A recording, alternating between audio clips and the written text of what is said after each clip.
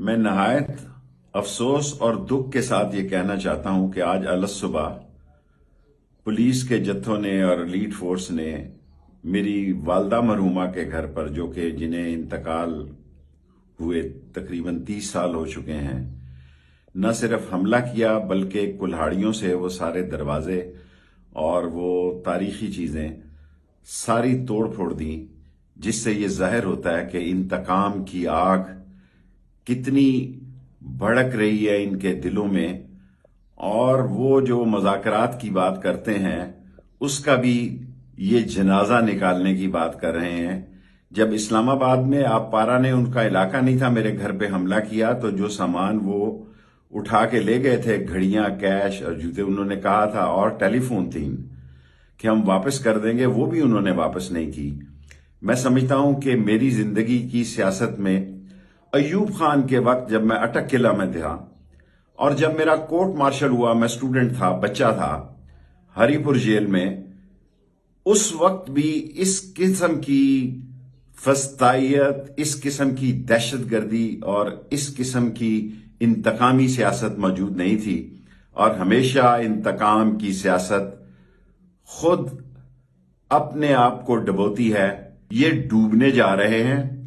और आज अलस सुबह इन्होंने जो कुछ मेरी वालदा के तारीखी घर में, लाल हवेली की तरह मेरी वालदा का घर भी एक तारीखी दरवाजे थे उसके, और उसमें तारीखी चीजें थी, तमाम कुल्हाड़ियों से तोड़ी, तमाम सामान को तोड़ा।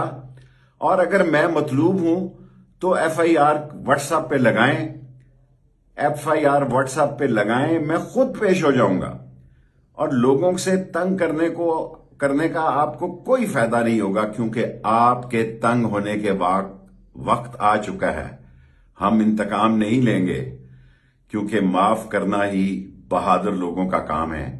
लेकिन जो आप कर रहे हैं, जो आप गड़ा खोद रहे हैं, इस सियासी कब्र में 13 की 13 पार्टियां दफन होंगी और इलेक्शन होंगे, इलेक्शन करवाने पड़ेंगे।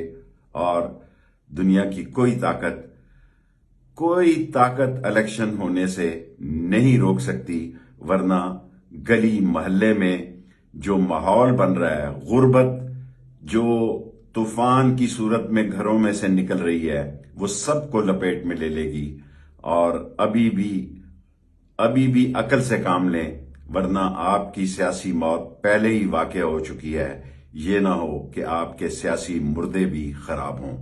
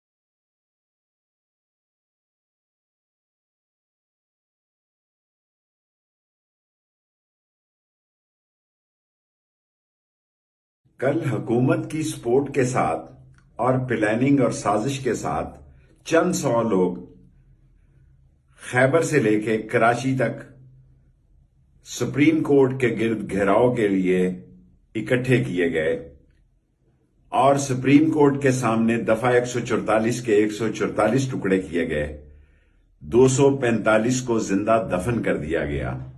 نہ کوئی پولیس تھی اور نہ ہی کوئی دوسرا عسکری ادارہ جو کہ ان کو روکتا، اور جو نازیبا، گستاخانہ اور غیر مہذب زبان انہوں نے چیف جسٹس صاحب کے خلاف استعمال کی، وہ ساری دنیا میں پاکستان کی تذلیل کا باعث بنی، اور وہ گندی اور پراگندی زبان نے سپریم کورٹ کے وقار کو مجروح کیا، اور سپریم کورٹ کے چیف جسٹس نے پھر بھی صبر کی تلقین کی اور ایک ہفتہ مزید انتظار اور مذاکرات کی بات کی۔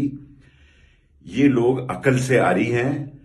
انہوں نے کل لال حویلی میں 3 دفعہ ریڈ کیا، اسلام آباد میں ریڈ کیے، اور میں بہت افسوس کے ساتھ کہنا چاہتا ہوں کہ میری مردہ ماں کے گھر میں بھی ریڈ کیے گئے، اور یہ جو لوگ گرفتار ہوئے ہیں ان سے یہ بیانات دلانا چاہتے ہیں دباؤ اور تشدد کے تحت تمام M P M N As کے خلاف، کیونکہ نون لیگ الیکشن لڑنے کے قابل نہیں، الیکشن میں جانے کے قابل نہیں۔ لیکن یاد رکھیں کہ توہین عدالت کی تلوار ابھی لٹک رہی ہے اور الیکشن ہو کے رہیں گے۔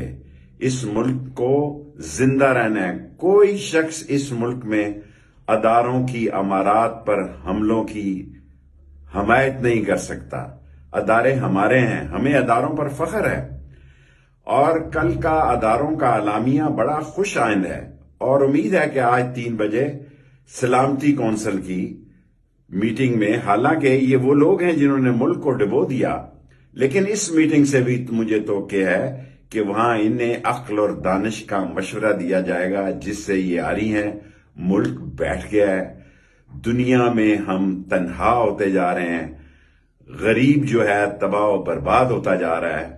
اب بھی وقت ہے کہ ہم سنبھل جائیں، ورنہ جو کھیل یہ کھیلنے جا رہے ہیں اس کی لپیٹ میں خود آئیں گے۔ نیب کے قانون زندہ ہوں گے، منی لانڈرنگ میں یہ پکڑے جائیں گے، اوورسیز پاکستانیوں کا ووٹ کا حق ملے گا، اور الیکشن میں عوام آزادی کے ساتھ اپنے حق رائے دہی کا استعمال کریں گے۔ انشاءاللہ۔ پاکستان زندہ باد۔